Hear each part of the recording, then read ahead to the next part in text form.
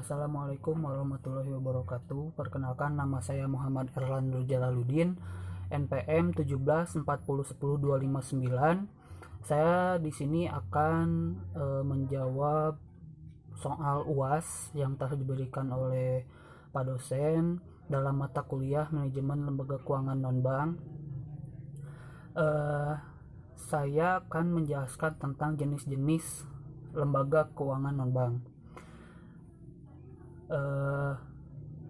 Yang pertama itu ada asuransi, di mana asuransi ini merupakan sebuah bentuk perjanjian kerjasama dari seorang nasabah dengan penyedia asuransi, di mana para nasabah ini diharuskan untuk menyetor sejumlah uang yang telah disepakati kepada si pihak penyedia asuransi, dan di mana uang yang di-store ini itu bisa diklaim atau digunakan oleh nasabah tersebut sesuai dengan kriteria ataupun syarat-syarat yang berlaku ketika seorang nasabah akan mengklaim sebuah asuransi.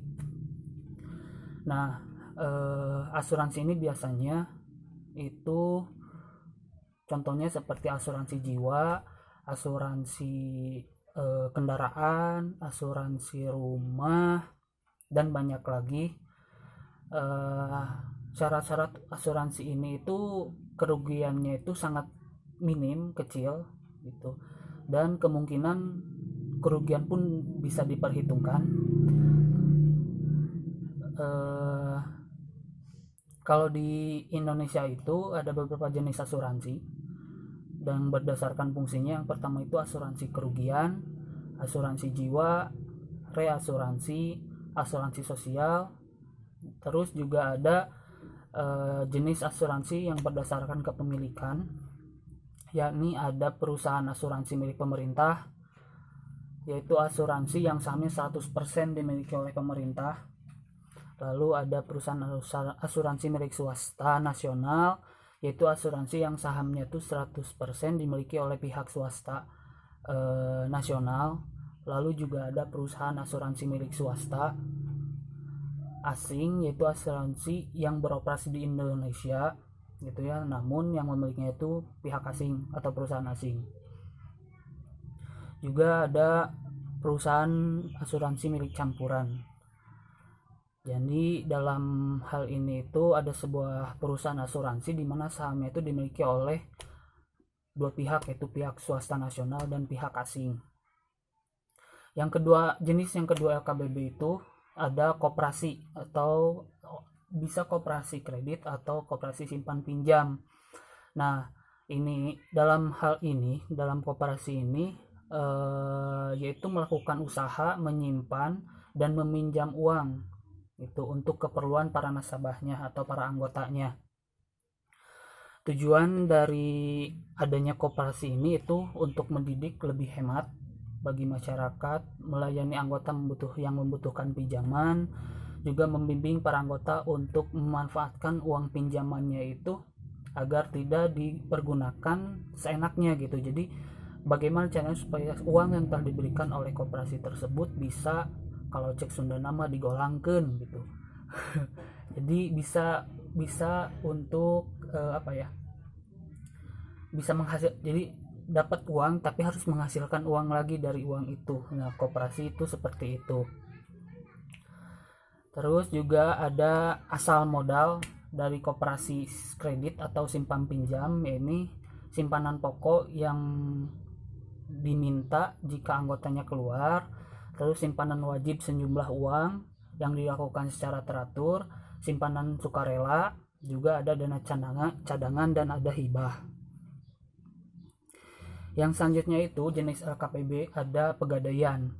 Nah, dalam pegadaian ini adalah suatu lembaga keuangan yang memberikan pinjaman kepada nasabah dengan jaminan barang atau surat-surat berharga.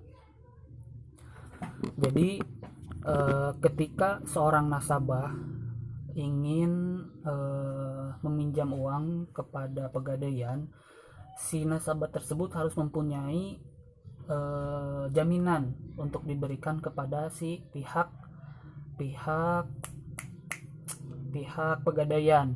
Misalkan saya ingin meminjam uang pada pegadaian gitu ya. Nah, saya harus punya jaminan untuk pegadaian, misalkan STNK motor, mobil, PPKB bukan STNK, mohon maaf. PPKB, misalkan terus surat-surat berharga rumah, misalkan barang-barang berharga di rumah, atau juga emas berlian, seperti itu juga bisa. Yang penting kalau ingin meminjam ke pegadaian itu harus ada sebuah jaminan yang sesuai dengan taksiran yang dipinjam. Dan selanjutnya itu ada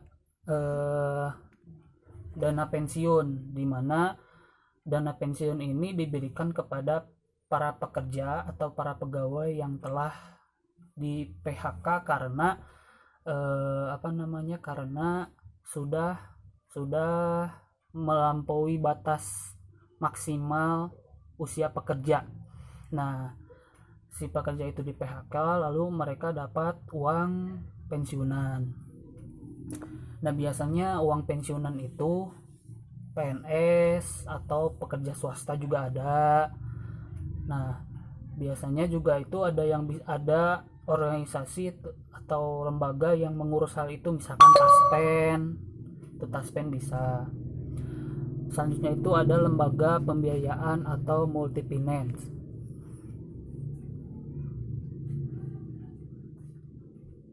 Nah, kalau lembaga pembiayaan ini itu biasanya dia memberikan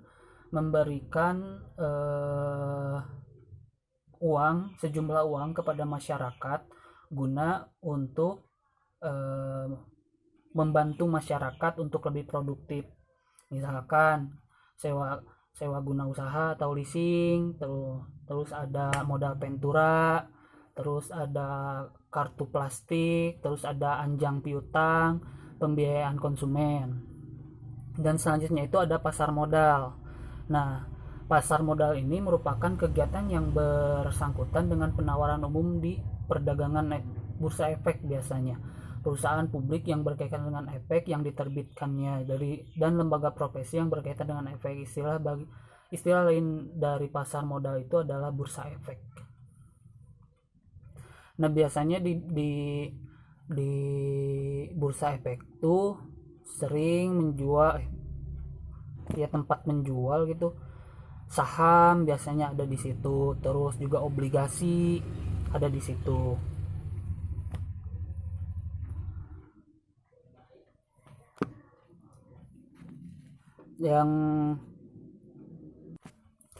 Dan materi yang kedua yaitu saya akan menjelaskan tentang manajemen risiko. Jadi dalam manajemen risiko ini itu ada sebuah usaha atau sebuah kegiatan mengelola sebuah risiko yang akan dihadapi, baik itu untuk menghindari atau meminimumkan risiko yang impactnya negatif gitu ya, juga memindahkan risiko gitu. Artinya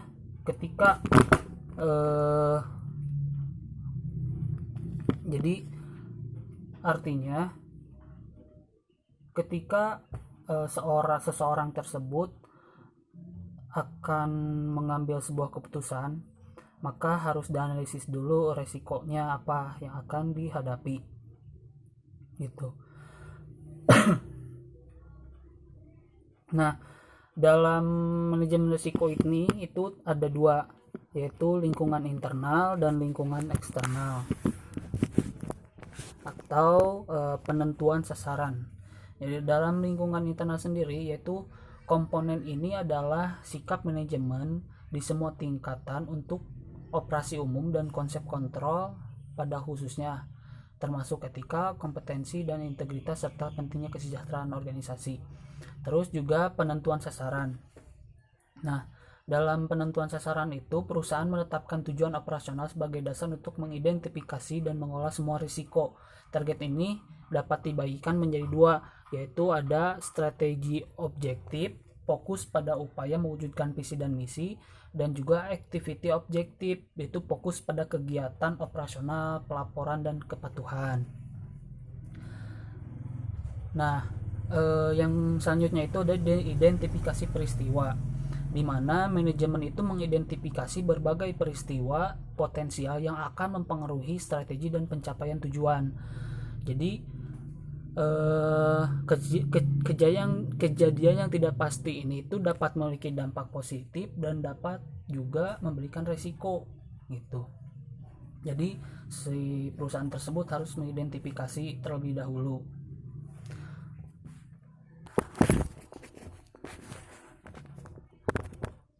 Selanjutnya itu ada jenis-jenis manajemen risiko. Yang pertama itu ada manajemen risiko operasional. Manajemen ini terkait dengan risiko yang timbul dari kegagalan fungsi proses internal, misalnya karena kesalahan manusia, human error, kegagalan sistem error, juga faktor eksternal misalkan bencana alam. Nah, jadi perusahaan itu harus mengidentifikasi risiko ini operasional perusahaan nantinya. Yang kedua itu ada manajemen hazard, di mana manajemen hazard ini terkait dengan kondisi potensial yang mengakibatkan kebangkrutan dan kerusakan.